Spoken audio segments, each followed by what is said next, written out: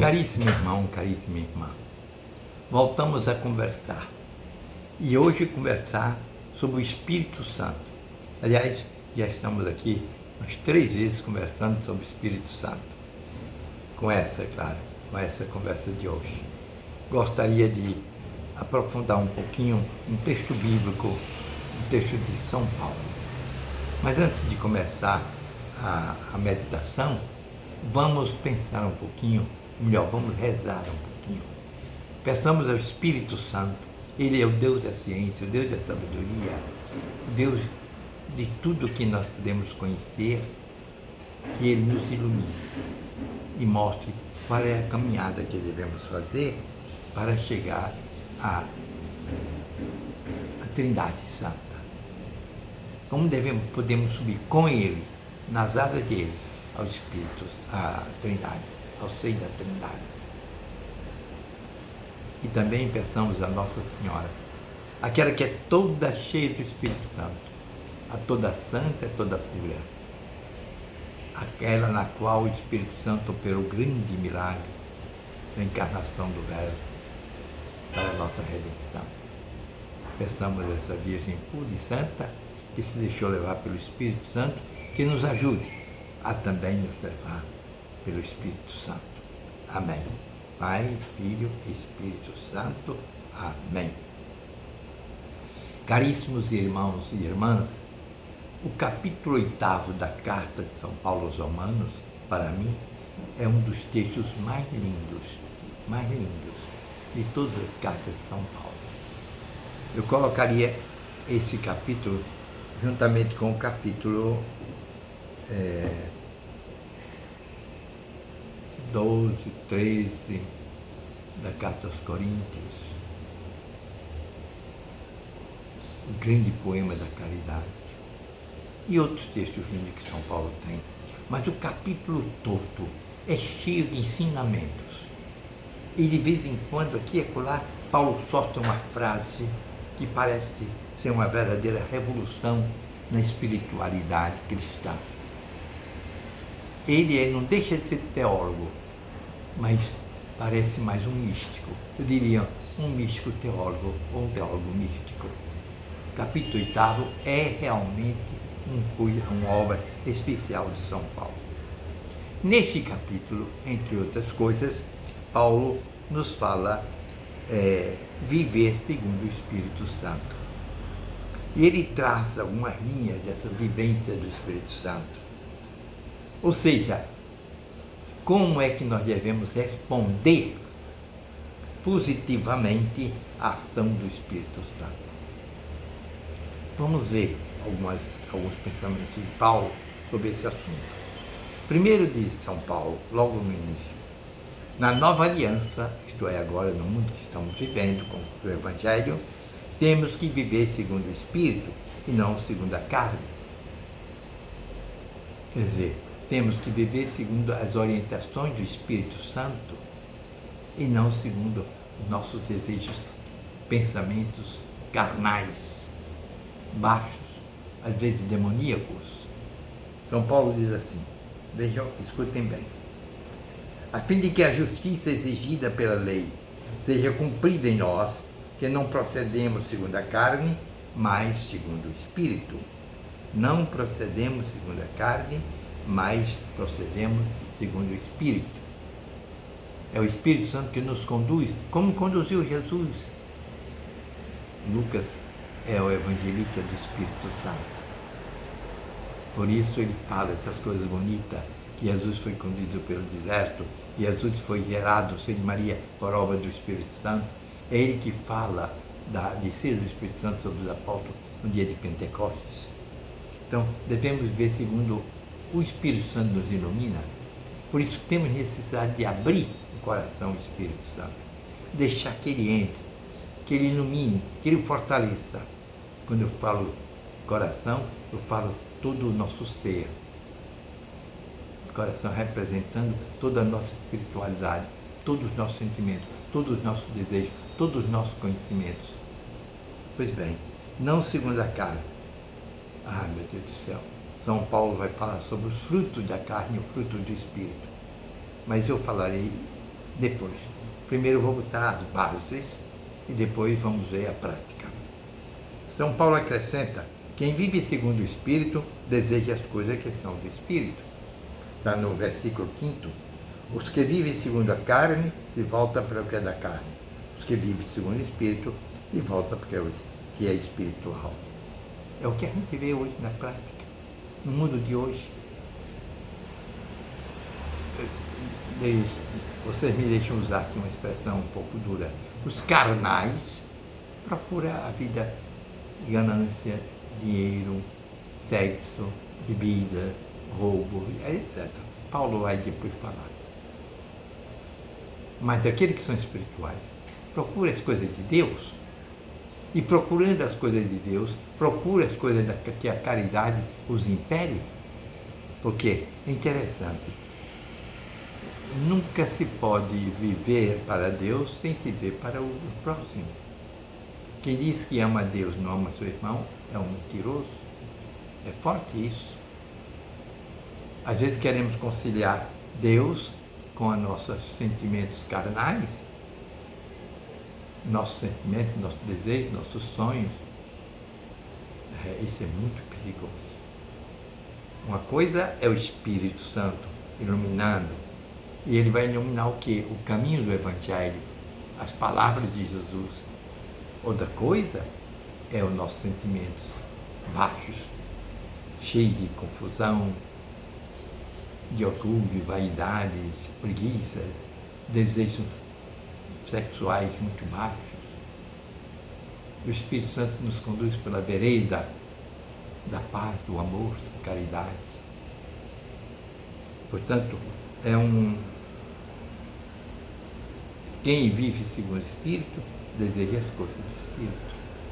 Viver a vida espiritual é viver segundo o Espírito, as luzes do Espírito Santo. Então temos que viver na prática, não simplesmente nos sentimentos. Depois acrescenta Paulo: os que pertencem a Cristo vivem seu Espírito, e quem assim não vive não é de Cristo, não é cristão, quem não vive o Espírito Santo. Portanto, diz Paulo, não podemos viver segundo os desejos da carne. Vamos ver as palavras do apóstolo. No versículo 9, ele diz assim: vós não viveis segundo a carne, mas segundo o Espírito, se realmente o Espírito de Deus mora em vós.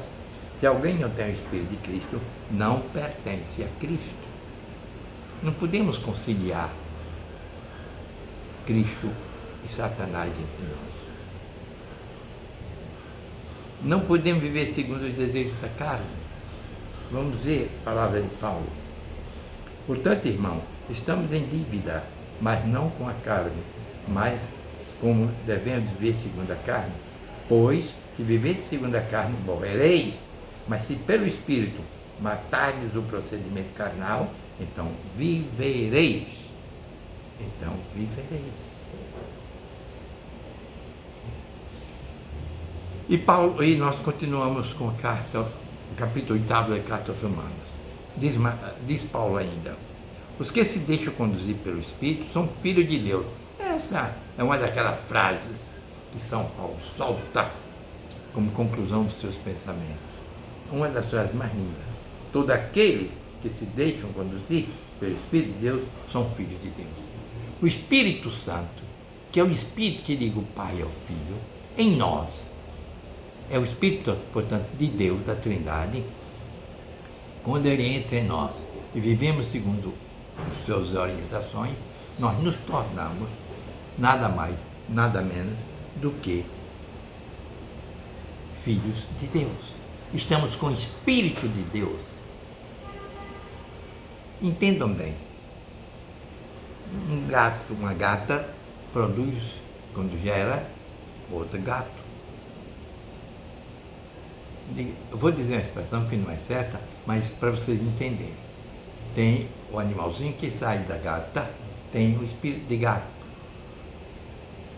Ele vai viver como gato, sentir como gato, comer como gato. Cada animal é assim. O homem também. Quando ele gera uma pessoa humana. Quando nós somos gerados pelo Espírito Santo, e conduzidos por Ele. Então temos o Espírito de Deus, somos filhos de Deus, filhos, e não mero criaturas. E Paulo continua, nós estamos no versículo 14, né? Ele continua, pelo Espírito Santo, saímos da lei do temor e vivemos a lei do amor, da filiação divina. Deus, então, porque somos filhos, Deus se torna nosso Abá, o nosso Pai. É interessante isso. Se eu tenho o Espírito de Deus, sou filho de Deus e, consequentemente, eu sou o quê? Eu sou o herdeiro de Deus, eu sou o filho de Deus. Agora, veja bem, o Filho de Deus, como o Espírito Santo é o amor da Trindade, eu vou viver segundo o amor, não a lei do temor. Não temos mais medo de nada. Nós estamos agora no amor,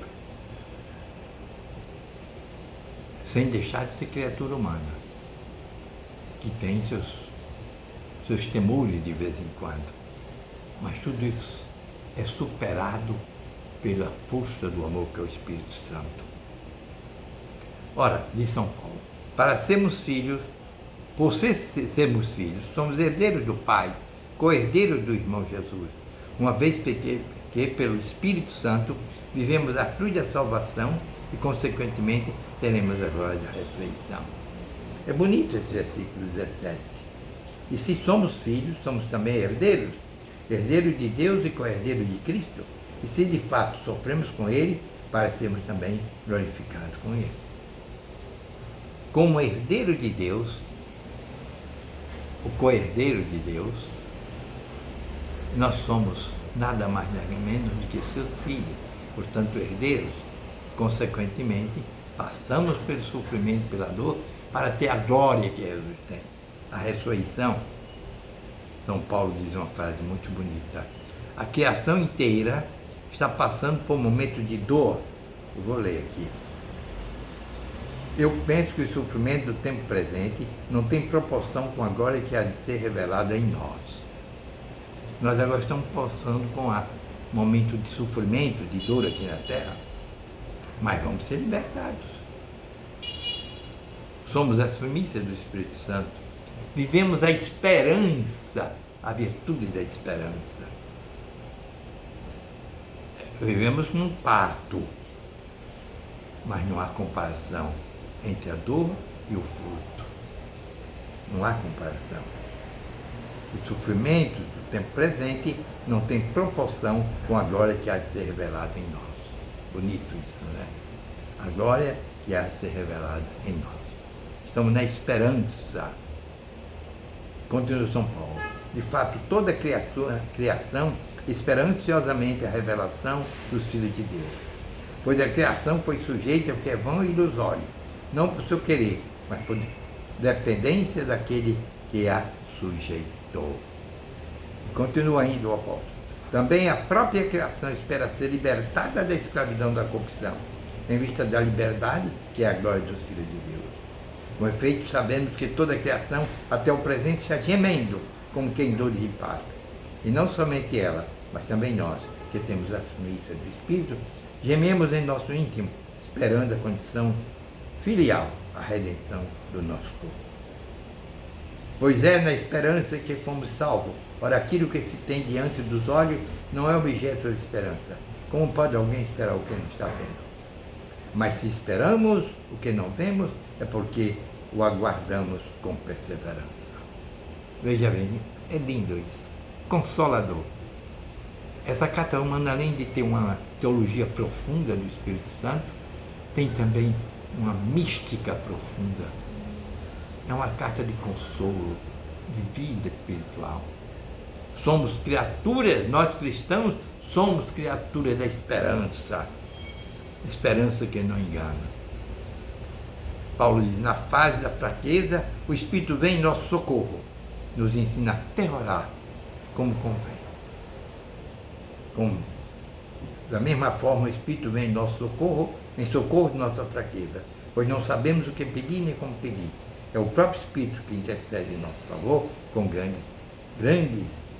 com gemidos inefáveis.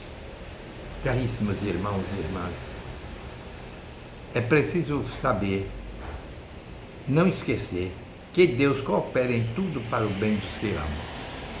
Há, pois, um dedo de Deus em tudo, uma vez que fomos amados, desde sempre para e por Ele, que tem um desígnio de glória para cada um de nós.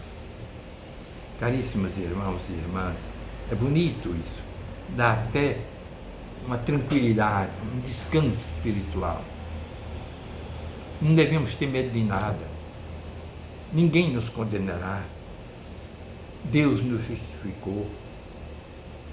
Por isso, nada deve nos separar do amor de Cristo. Oh, que coisa linda isso! Nada deve nos separar do amor de Cristo.